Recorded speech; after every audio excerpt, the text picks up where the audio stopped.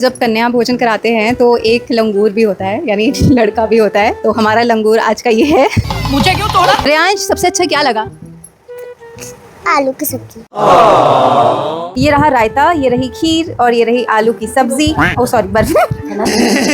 फिर से करते हैं। तो ये रहा रायता, ये रही खीर और ये रही बर्फी और ये रही मैं। या देवी सर्वभूतेषु शक्तिरूपेण संस्थिता नमस्तस्यै नमस्तस्यै नमस्तस्यै नमो नमः। इंडिया में नवरात्रों के टाइम लोग इसलिए भोजन कराते हैं कन्याओं को, क्योंकि वो सोचते हैं कि इससे जो हमारी देवी जी हैं वो खुश हो जाएंगी और वो कन्याओं को उनके रूप में देखते हैं। हालांकि वुमेन के ऊपर काफ़ी क्राइम हो रहे हैं। इट्स वेरी हिपोक्रेटिकल, बट ठीक है, एटलीस्ट एक दिन तो फीमेल्स को थोड़ा रिस्पेक्ट से देखा जाता है और उनको हार्म नहीं किया जाता है, ऐसा सोच के। बट एक फीमेल है जिसको हर दिन हम प्रताड़ना देते हैं और उसको बिल्कुल कंसिडर नहीं करते, उसको भी हम माँ मानते हैं, जो है हमारी गौ माता।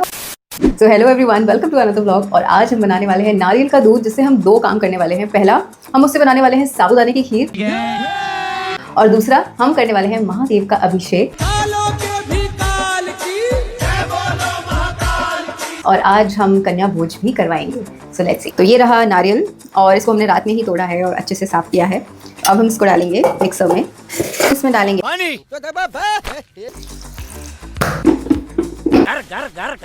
कितना क्रीमी है।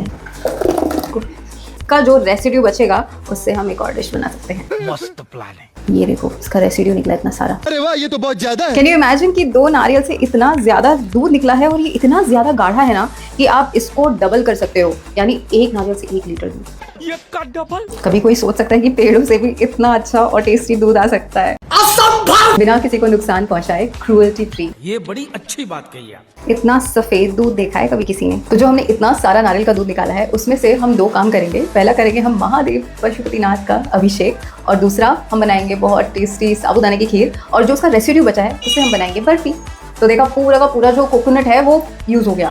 मजा आया। जो रेसिड्यू है इसका हम बनाएंगे फटाफट बर्फी और बहुत ही कम इंग्रेडिएंट से। So let's start. इसमें हम डालेंगे पिस्ता, थोड़ा सा इलायची पाउडर, हमारा देसी खांड जो मैं शक्कर की जगह पर अक्सर यूज करती हूँ। तो हमने इसमें डाला है नारियल का तेल, बिल्कुल छोटी सी चम्मच। मैं ज्यादा ऑयल पसंद नहीं करती तो। मगर क्यों? तो अब ये थोड़ा थोड़ा ब्राउनिश हो रहा है, तो अब हम इसको निकालेंगे वापस। तो हम अब इसमें डालने वाले हैं जो हमारा भुंजा हुआ पिस्ता है, वो थोड़ा सा इलायची पाउडर, देसी खांड। अब हम इसको अच्छे से पीस लेंगे। ये हो गया है। अब हम इस पाउडर को डालेंगे हमारे कोकोनट रेसिड्यू में। साथ ही साथ हम बना रहे हैं जैसे साबूदाने की खीर। तो ये साबूदाना है और हमने थोड़ा सा पानी लिया है। हमने इस साबूदाने को थोड़ा सा भिगो के रखा हुआ था पिछले 2 घंटे से, और अब हम ये साबूदाने को डालेंगे उस पानी में। और साइड में हम कर रहे हैं जो हमारा कोकोनट मिल्क निकला था उसको थोड़ा सा गर्म। और अब हम इसको कर लेंगे अच्छे से मिक्स। आप चाहे तो इसकी बर्फी भी बना सकते हैं और लड्डू भी बना सकते हैं। और हम इसको फैला देंगे इस थाली में। ऐसे करके हमें जमा लेना है और हमें वेट करना है इसके थोड़े से जमने का। उसके बाद हम इसको कट करेंगे बर्फी के शेप में। तो अभी ये उबलेगा, पानी में घुल रहा है साबूदाना, और 2 मिनट हम और पकाएंगे। अब हम डालेंगे दूध।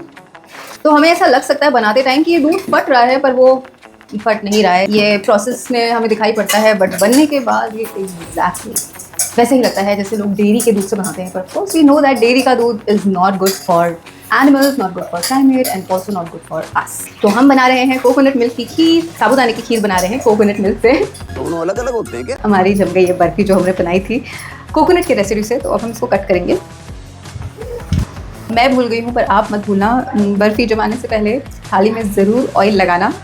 कोकोनट ऑयल आप लगा सकते हो ताकि बर्फी आपकी आसानी से निकले। आपने पहले मुझे ये सब क्यों नहीं बताया? अरे पहले बताने में दिक्कत क्या थी? तो कैसी लगी खीर? टेस्टी।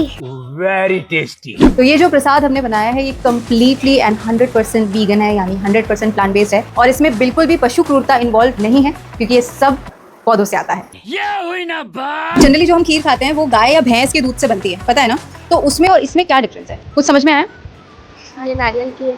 हाँ, नारियल की है, बट अगर मैं नहीं बताती है नारियल की नहीं है तो पता चलता नहीं। भाई देखो, ऑनेस्ट रिव्यू है। आप भी अगर बना रहे हो, कुछ भी प्रसाद का बना रहे हो, और प्रसाद का नहीं हो तो भी प्लीज़ नारियल का दूध यूज़ कर सकते हैं आप। तो हम सभी को ये देने वाले हैं, मिल्क इज़ नॉट वेजिटेरियन, यानी दूध शाकाहार नहीं है। सो ये है आज का हमारा गिफ्ट।